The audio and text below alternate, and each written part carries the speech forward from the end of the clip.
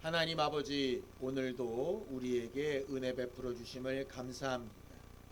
우리의 상하고 아파하는 모든 상황과 형편을 아시오니 위로하여 주시고 함께하여 주셔서 우리의 힘과 능력으로 할 수 없는 그 모든 것을 주께서 위로하시고 힘 주시는 것으로 말미암아 또 견디고 이기고 승리하는 기회로 삼을 수 있도록 도와주시옵소서. 마음이든 육체든 환경이든 하나님께서 붙드시고 함께 하시는 증거들을 보게 하여 주시옵소서. 믿음으로 헌금한 손길들 위에 복을 주시고 하나님이 저들과 늘 함께 하심으로 저들이 새롭게 시작할 수 있는 기회를 얻는 은혜로 충만한 역사들이 있도록 함께하여 주시옵소서. 예수님의 이름으로 기도하였습니다. 하나님의 말씀은 마가복음 5장 25절에서 34절까지 말씀을 함께 합독하겠습니다. 마가복음 5장 25절에서 34절까지 말씀 함께 읽습니다. 시작. 12해를 혈루증으로 알아온 한 여자가 있어 많은 의사에게 많은 괴로움을 받았고 가진 것도 다 허비하였으되 아무 효험도 없고 도리어 더 중하여졌던 차에 예수의 소문을 듣고 무리 가운데 끼어 뒤로 와서 그의 옷에 손을 대니 이는 내가 그의 옷에만 손을 대어도 구원을 받으리라 생각함일러라. 이에 그의 혈루 근원이 곧 마름에 병이 나은 줄을 몸에 깨달으니라. 예수께서 그 능력이 자기에게서 나간 줄을 곧 스스로 아시고 무리 가운데서 돌이켜 말씀하시되 누가 내 옷에 손을 대었느냐 하시니 제자들이 여짜오되 무리가 애워싸 미는 것을 보시며 누가 내게 손을 대었느냐 물으시나이까 하되 예수께서 이 일 행한 여자를 보려고 둘러보시니 여자가 자기에게 이루어진 일을 알고 두려워하여 떨며 와서 그 앞에 엎드려 모든 사실을 여쭈니 예수께서 이르시되 딸아 내 믿음이 너를 구원하였으니 평안히 가라. 내 병에서 놓여 건강할지어다. 우리 하나님은 거룩하고 의로우신 분이시지요. 그래서 우리가 지난주에 본 것처럼 하나님의 거룩하고 의로운 기준과 상관없이 자기 임의대로 살려고 하는 자들, 마음의 생각과 계획이 항상 악했던 사람들에 대해서 물로써 심판하시는 하나님이십니다. 그 거룩하고 의로우신 하나님의 성품의 정반대, 자비롭고 또 은혜 베푸시는 하나님의 성품이 있으셔서 이 두 가지의 성품이 계속 엮어서 하나님의 역사가 이루어집니다. 간혹 성경을 읽다 보면 하나님이 차라리 한쪽 면만 가지고 계시면 우리가 하나님을 참 이해하기 편하겠다 하는 생각이 들기도 합니다. 말 그대로 율법만 이야기하셔서 그냥 무섭고 두렵고 떨림으로 그냥 살든지 아니면 은혜만 얘기를 하셔서 그냥 살아도 다 괜찮다 하시든지 그러면 우리가 편할 것 같은데 이게 어쩔 때는 엄중하신 것 같고 어쩔 때는 자비하신 것 같고 그래서 우리가 도대체 어디에 맞춰서 살아야 되지? 이런 생각이 들기도 하죠.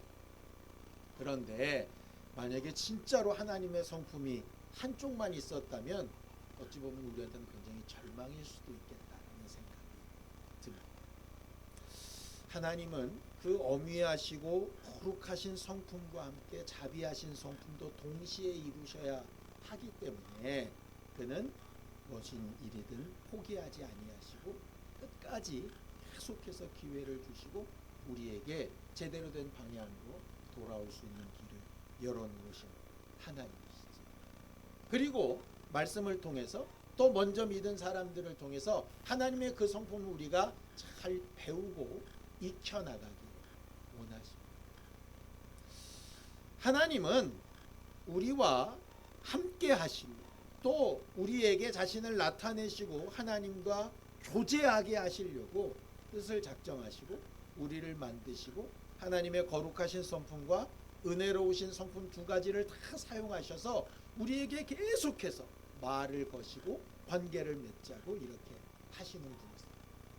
거기에 범죄함으로 또 하나님에 대한 무지함으로 또 어쩔 때는 대항하는 것으로 이렇게 하는 것은 한마디 말로 그냥 배은망덕한 일이라 라고 이렇게 설명할 수 있겠습니다. 성경에 이 부분을 분명하게 가르쳐준 구절이 있어서 함께 좀 나눠보려고 합니다. 이사야서 1장 2절에서 3절입니다. 함께 읽습니다. 시작. 하늘이여 들으라, 땅이여 귀를 기울이라. 여호와께서 말씀하시기를 내가 자식을 양육하였거늘 그들이 나를 거역하였도다. 소는 그 임자를 알고 나귀는 그 주인의 구유를 알건만은 이스라엘은 알지 못하고 나의 백성은 깨닫지 못하는도다 하셨도다 라고 이렇게 이야기하죠. 한마디로 무슨 얘기입니까? 하나님의 은혜와 하나님이 베푸신 생명과 지금까지 여기에 이르도록 이끄신 것을 망각한 존재라면 뭐만도 못하다. 소나 나귀보다도 짐승도 은혜를 알고 짐승도 주인의 소리를 아는데 하나님이 지금껏 은혜 베푸시고 함께 해주신 사실을 기억하지 못하거나 거역한다면 사실 짐승보다 못한 삶을 살고 있는 것 아닌가? 라고 이렇게 말씀하시는 거죠. 하나님은 우리에게 아버지가 되신다 라고 말씀하십니다. 왜 그런 말을 쓰셨을까? 그 다음 구절 때문에 그렇습니다. 이사야서 49장 15절입니다. 함께 읽습니다. 시작. 여인이 어찌 그 젖먹는 자식을 잊겠으며 자기 태에서 난 아들을 긍휼히 여기지 않겠느냐. 그들은 혹시 잊을지라도 나는 너를 잊지 아니할 것이다. 우리가 혹 소나 나귀보다 못하게 하나님께 배은망덕한 상황에 이를지라도 하나님은 우리를 포기하지 아니하신다. 이게 성경에서 말하고 있는 하나님에 대한 특성입니다. 오늘 우리가 꼭 마음속에 넣어둬야 될 것은 내가 포기하고 내가 그만두고 싶은 순간에도 하나님은 포기하지 않고 그만두시지 않으신다라고 하는 사실이에요. 아마 이 구절이 쓰여질 때만 해도 이 구절을 이해하지 못했을 것 같아요. 왜냐하면 엄마가 자식을 버리거나 아버지가 자식을 죽이거나 뭐 이런 것들이 사실은 이해가 되지 않는 상황이지 않겠습니까? 근데 요즘 세상에선 이게 이해가 되지요. 이해가 된다기보다는 있는 사실이니까 인정할 수밖에 없는 상황들이 있죠. 얼마나 악해졌는지 도무지 있을 수 없는 일들이 일어나고 있는 것이 요즘 상황입니다. 그럼에도 불구하고 나는 너를 잊지 않겠다 라고 하나님께서 분명히 말씀하시는 거예요. 살아가다 보면 크고 어렵고 힘든 일들, 낙심될 만한 일들을 만나게 됩니다. 그럴 때 모든 것을 다 포기하고 싶을 때가 간혹 있죠. 겪어보지 않았을 때는 함부로 말할 수 없는 부분입니다. 흔히 이렇게 기사에나 아니면 사람들의 말을 들을 때 왜 그렇게밖에 못한대, 왜 그런 짓을 그렇게 했대, 이렇게 쉽게 얘기하지만 사실 그 사람의 상황이 돼보지 못하면 함부로 말할 수 없는 부분입니다. 내 상황이 좋고 괜찮으니까 그 정도 어려움은 이겨야 되지 않아? 이렇게 얘기하지만 실제로 그 상황에 딱 처해보면 실제로 내가 말했던 때와 전혀 다른 결과들이 나오는 걸 보게 됩니다. 그래서 그냥 모든 걸 그냥 딱 포기하고 싶을 그럴 순간들이 있을 수 있어요. 근데 하나님은 포기하시지 않는다. 문제는 하나님은 계속해서 포기하시지 않는데 포기해버릴까 하는 그 순간이 내 선택으로 현실이 돼버리면 하나님이 아무리 붙들고 싶으셔도 그럴 수 없는 상황이 이른다. 하나님 우리를 만드실 때 자유한 의지를 주셔가지고요. 하나님이 아무리 우리를 붙들고 싶으셔도 우리가 스스로 하나님의 손을 놔버리고 포기하면 끝나버립니다. 그 대표적인 예가 사울 왕이에요. 사울 왕이 하나님의 말씀을 버리고 사무엘의 말을 듣지 않고 하나님이 세우신 다윗을 죽이려고 하고 수많은 악행을 저지르고 하나님께서 선지자를 통해서 하나님이 너를 버렸다 이런 얘기를 계속해서 말씀하시면서도 사울을 계속 왕으로 두십니다. 그리고 그가 하는 일에 어쨌든 계속 관여를 하세요. 그런데 언제 그 하나님의 손길이 끝나느냐? 사울이 스스로 목숨을 끊어버렸습니다. 그때는 하나님께서 도우실 수 있는 방법이 없어요. 가룟 유다도 마찬가지이죠. 가룟 유다가 예수를 팔려는 계획을 세우고 그것으로 이제 돈을 받고 이럴 때도 예수님 계속 경고하십니다. 그러면서도 그를 심판하시진 않으세요.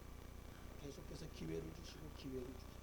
우리가 올해 은혜 얘기를 하는데 은혜는 기회라 그랬죠. 하나님 계속 기회를 주십니다. 그런데 어느 순간에 가룟 유다가 스스로 그것을 끝이라고 단절을 해버렸을 때 하나님의 능력이 더 이상 미치지 않아요. 그래서 믿음은 뭐냐? 포기하고 싶은 마음이 누구나 들 수 있고 그만두고 싶은 생각이 누구나 들 수 있는데 그 마음을 현실화시키지 않는 게 쉽지 않은 일이긴 하지만 그렇게 해야 하는 거죠. 자, 갈라디아서 6장 9절입니다. 함께 읽습니다. 시작. 우리가 선을 행하되 낙심하지 말지니 포기하지 아니하면 때가 이름에 거두리라. 이렇게 되어 있습니다. 그런데 포기하지 않으면 거둘 수 있는데 포기하지 않는 일이 과연 쉬운가? 성경에는 우리가 아까 읽었던 이사야 말고 엘리야라고 하는 굉장히 훌륭한 선지자 얘기가 나옵니다. 근데 여러분들 아시죠? 엘리야가 갈멜산에서 큰 역사를 이루고 나서 하나님 앞에 막 외칩니다. 뭐라고 외치느냐? 제발 죽여달라. 이제 그만하고 싶어요. 이 힘들고 어려운 사역 딱 그만두고 이제 하나님 앞에 가고 싶으니까 나 좀 내버려 두시라. 그래서 나무 밑에서 누워가지고 그냥 나 죽어야 되겠다 이렇게 생각을 합니다. 얼마나 힘들어요. 하나님의 역사를 이루면서 살아왔던 과거의 삶이 얼마나 최선을 다하고 힘들었으면 딱 포기하고 싶어요. 여러분들 그런 생각 해보신 적 없습니까? 어떤 일이 잘못되고 어그러졌을 때요, 그 원인이 딱 나오면 차라리 쉬워요. 예를 들어서 내가 공부를 더 열심히 할 수 있었는데 안 해서 이렇게 된 거야. 그러면 차라리 괜찮습니다. 내가 기도할 수 있었는데 기도를 안 해서 이렇게 된 거야. 그러면 차라리 뭔가 그 다음이 생겨요. 왜? 내가 못한 걸 하면 되니까. 그런데 내가 할 수 있는 걸 다 했어요. 그런데 안 돼. 그럼 뭘 더 할 수 있어요? 차라리 내가 이래서 안 됐구나. 저래서 안 됐구나. 이래서 그렇구나. 뭐 이유를 알면 차라리 그 이유를 뭐 핑계를 대든지 아니면 그래서 그랬으니 뭐 이해를 하든지 할 수 있는데 이것도 저것도 아니면 정말로 딱 그만두고 싶어요. 나로서는 더 이상 할 수 없어요. 그런데 성경은 오늘 그 순간에 필요한 믿음이 있다고 얘기해요. 그 순간에 필요한 거예요. 오늘 성경에 보면 12해 동안 혈루병으로 고생했던 여자 얘기가 나옵니다. 성경 본문을 좀 볼까요? 마가복음 5장 25절입니다. 함께 읽습니다. 시작. 12해를 혈루증으로 알아온 한 여자가 있었다 그랬습니다.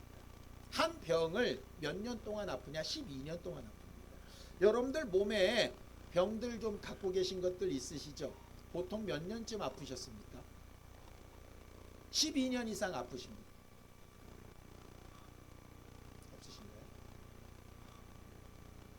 전 있어요. 제가요 피부병을 한 20년 앓았어요. 물론 아주 굉장히 제 삶에 너무너무 괴로웠던 때는 물론 한 6년이에요.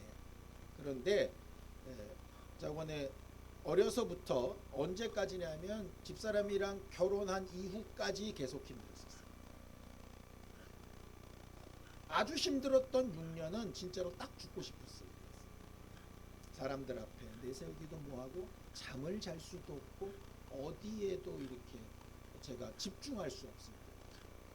몸에 접히는 데마다 다 갈라지고 찢어지고 진물이 나고 딱지가 않고 막 간지러움에 어떻게 할 수가 없어가지고 막 진짜 미치고 팔딱 뛰었을 때가 있었어요. 근데 그렇게 힘들었던 때가 6년 있습니다. 근데 이 여자는 몇 년이? 12년. 지금은요 그때를 생각하면 그때가 어땠는지도 별로 생각이 안 나요. 너무 감사하죠. 근데 웃긴 건 너무 감사하다 보니까 내가 얼마나 힘들었던 데서 나왔는가를 그것 자체도 망각을 해버리고 살고 있어요. 혈루병이 뭐였을까 이렇게 생각을 해봤습니다. 그래서 좀 찾아봤어요. 맨날 혈루병 그랬는데 혈루병이 진짜 뭔가 그냥 아주 쉽게 생각하시면 딱 이거라고 생각하시면 돼요. 남자들은 절대로 이해할 수 없는 여자분들 생리가 365일 계속됩니다. 그게 12년 동안. 남자들은 절대로 이해 못한다 그랬습니다.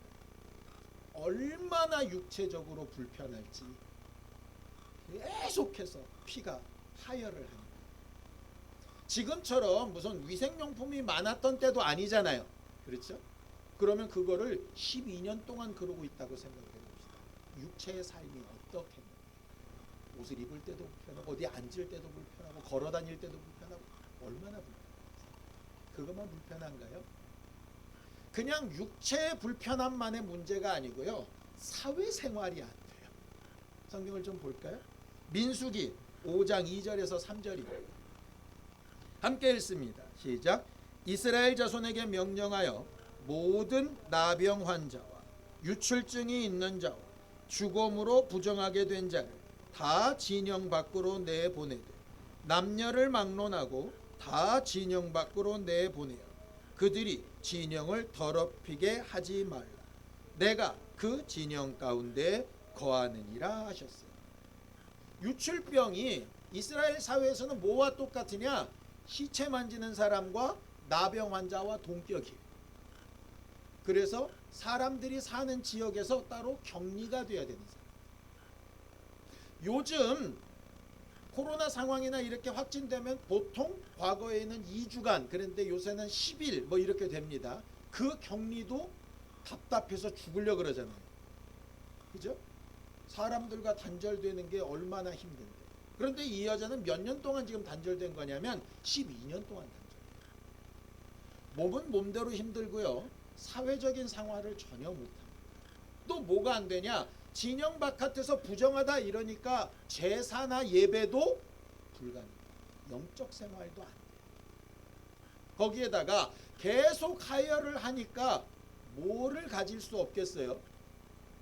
미래 자손도 가질 수 없어요.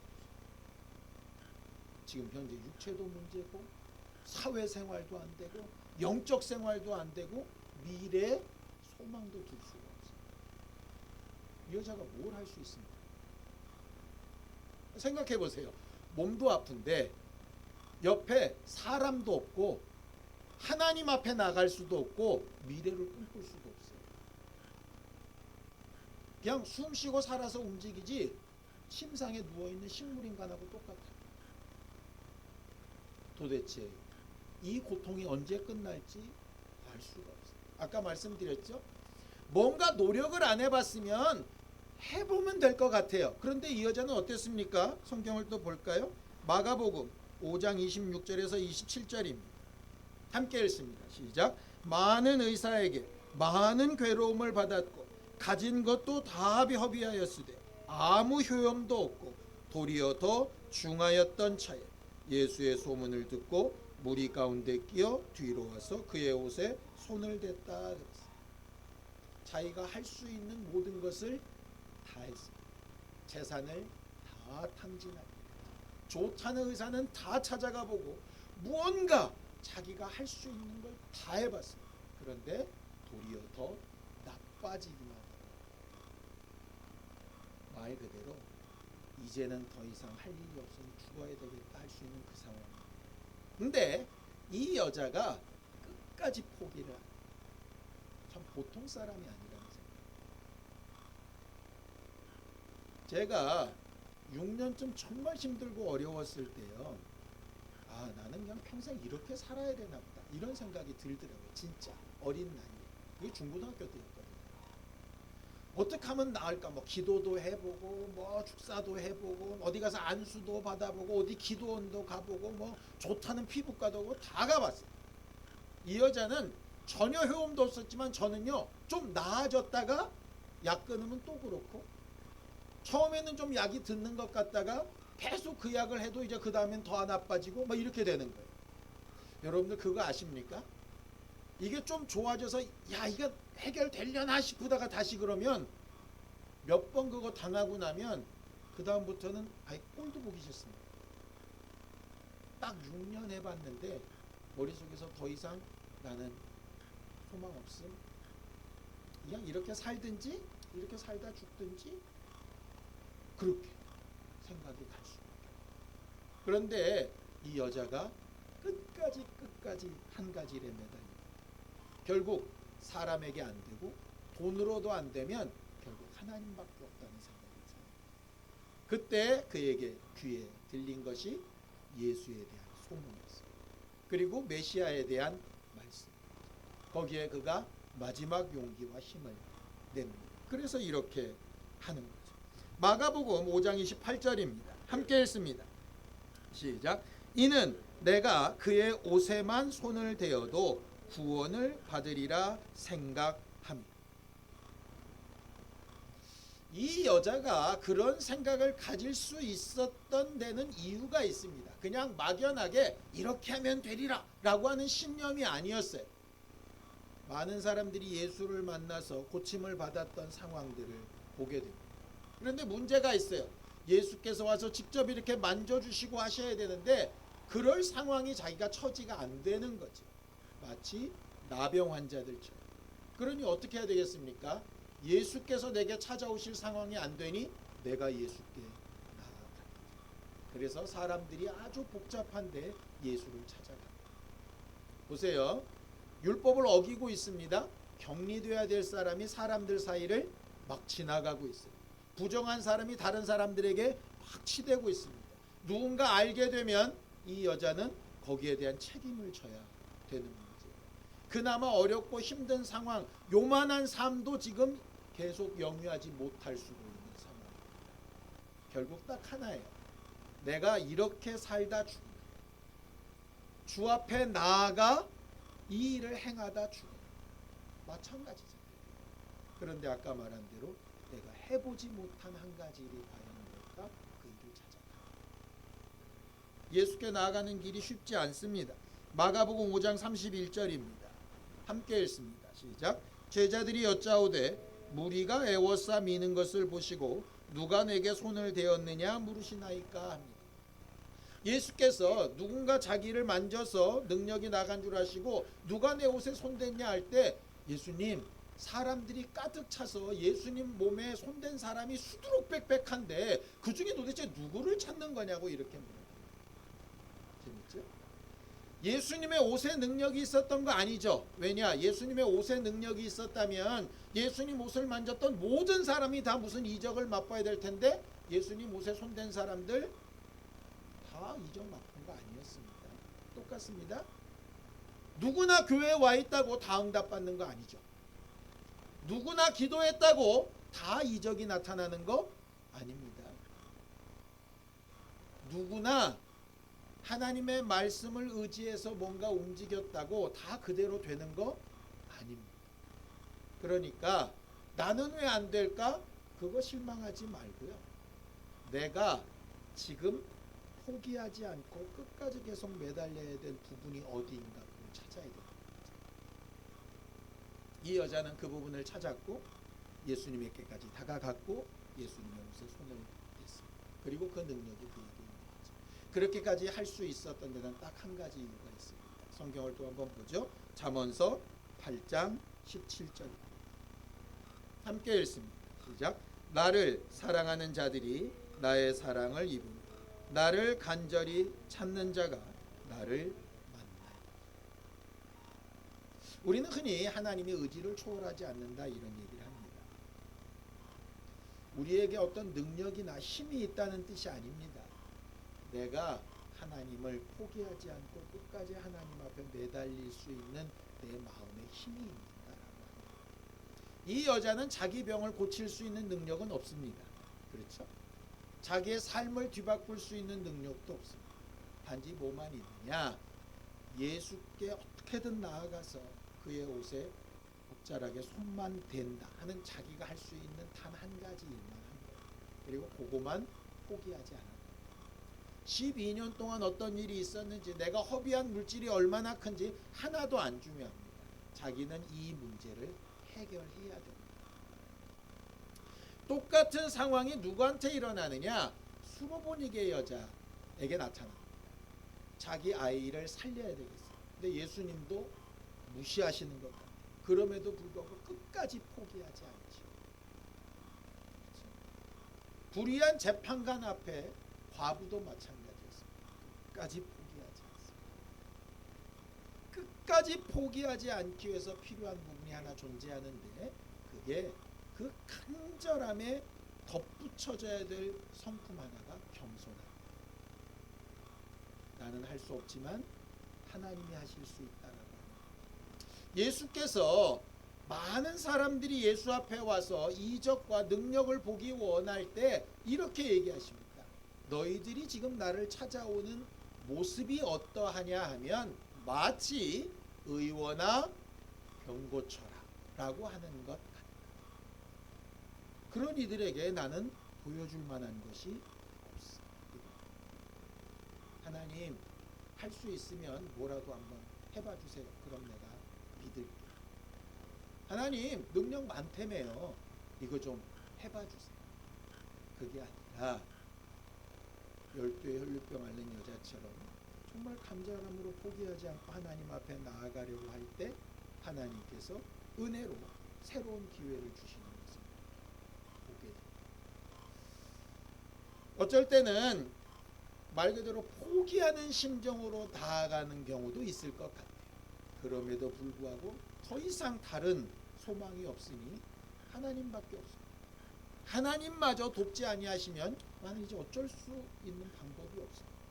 그래서 하나님 나를 좀 불쌍히 여겨주세요 하는 이 마음이 대단히 필요할 겁니다. 지금 생각해 보면 제 몸의 병이 나았던 부분도 아마 그 부분이었던 것 같아요. 굉장히 마음이 무너지고 힘들었다가 지금 현재 이 정도까지 오게 된 부분도 아마 그런 부분 같습니다. 앞으로도 또 이런 일이 있겠죠? 저는 분명히 또 있으리라고 생각합니다. 내 힘으로 안 되고 내 마음과 생각으로 안 되는 부분들이 분명히 있으리라 생각합니다. 그런데 오늘 말씀을 전하면서 한 가지 제 마음에 계속 되뇌이는 것은 내가 포기하지 않으면 하나님도 포기하시지 않는다. 반대로 내가 포기해버리면 하나님의 능력으로는 상관없을 수 있다. 그래서 포기하지 않는 게 겸손합니다. 성경을 좀 보고 마무리 짓죠. 야고보서 4장 6절입니다. 함께 읽습니다. 시작. 그러나 더욱 큰 은혜를 주시나니 그러므로 일러스되 하나님이 교만한 자를 물리치시고 겸손한 자에게 은혜를 주신다 하셨다. 우리에게 아직 해결되지 못한 여러 가지 일들이 있을 겁니다. 육체 병이 됐던, 사람들과의 관계가 됐던, 아니면 물질의 문제가 됐던, 자녀의 문제가 됐던, 미래의 어떤 계획이 됐던, 이게 도대체 어떻게 될지 알지 못하는 두렵고 떨리고 또 어떻게 보면 점점 나빠지는 것 같고 가망이 없어 보이고 이게 도대체 맞는 건지 틀린 건지도 잘 모르겠고 그래서 내가 뭘 어떻게 할 수 있을까 고민되어지는 상황이 아마 있을 수도 있을 것 같습니다. 그런데 두 가지 경우만 아니라면 우리는 계속 하나님 앞에 포기하지 않고 나가야 될 것 같아요. 첫 번째는 뭐냐? 아직은 때가 아니다. 가나 혼인 잔치에서처럼 아직은 때가 아니다. 또 하나는 사도 바울에게 하셨던 것처럼 네 은혜가 족하다라고 하십니다. 그 두 가지만 아니라면 나는 계속해서 포기하지 않고 해야 됩니다. 오늘 안 될 수도 있고 내일 안 될 수도 있겠죠. 근데 내가 포기하지 않고 하나님 앞에 계속 은혜를 구하면 하나님께서 하나님의 때에 나를 잃어버리지 아니하시는 그분이 분명히 내게 또 다른 기회를 주시리라고 생각합니다. 12의 혈루병 가졌던 여인에게 응답하셨던 것처럼 또 부족한 제 삶에도 역사하셨던 것처럼 여러분들이 오랜 기간 동안 또 여러 상황 가운데서 낙심될 만한 상황에 있을 때에 하나님께서 도우시고 끝까지 책임지시는 증거들을 우리 모두가 각각의 삶에서 간증할 수 있게 되기를 예수님의 이름으로 축원합니다. 함께 기도하겠습니다. 하나님 아버지, 우리에게 은혜 주시고 또 기회를 주시고 또 하나님 앞에 새롭고 산 마음으로 나아갈 수 있게 하시고 낙심치 않게 하시고 하나님의 위로와 능력을 사모할 수 있는 우리 모두가 되게 하여 주시옵소서. 당장 눈앞에 보이는 것이나 내 귀에 들리는 것이나 느껴지는 것이나 내가 판단하는 모든 일에 낙심되고 실망할 일들이 있을지라도 그것으로 포기하지 않고 하나님께서 일하시고 역사하시기를 기대하고 소망하는 믿음의 일들이 우리 안에 있게 되기를 원합니다. 노아가 100년 가까이를 방주를 지으며 하나님이 주신 기회를 잃어버리지 아니하려고 포기하지 않았던 것처럼 우리의 삶이 그렇게 되어지기를 원합니다. 우리의 연약함을 아시오니 우리 힘으로 할 수 없을 때 엘리야에게 은혜 베풀어 주셨던 것처럼 하나님의 능력이 나타나게 하여 주옵소서. 하나님, 우리는 끝까지 포기하지 않는 믿음을 가지기 원합니다. 물론 우리의 힘과 능력으로 할 수 없기에 하나님의 위로와 하나님의 함께 하시는 증거와 도닥거려 주심을 기대하고 소망합니다. 엘리야가 정말 모든 것을 포기하고 싶을 때 하나님께서 까마귀를 보내시고 천사를 보내시며 다독거려 새롭고 살 수 있는 힘을 두더겨 주셨던 것처럼 우리의 삶에도 그렇게 하나님의 위로와 능력이 있게 하시고 끝까지 포기하지 않고 하나님이 일하실 것을 기대하는 믿음으로 살아가게 도와주시옵소서. 정말 우리의 삶 가운데 앞이 보이지 않는 상황들이 있을지라도 하나님께서 그곳에 길을 내시며 함께 하시는 증거들로 새 힘을 얻게 하여 주시고 우리의 힘과 능력으로 할 수 없는 그것을 하나님으로 일하시게 함으로 하나님의 역사를 간증하며 드러낼 수 있도록 도와주시옵소서. 예수님의 이름으로 기도하였습니다. 이제는 우리 주 예수 그리스도의 은혜와 하나님 아버지의 극진하신 사랑과 성령님의 감동하시고 함께 하시는 분명한 증거가 끝까지 포기하지 않고 주의 은혜를 구하는 우리 모두 이제로부터 영원까지 함께 있을지어다. 아멘.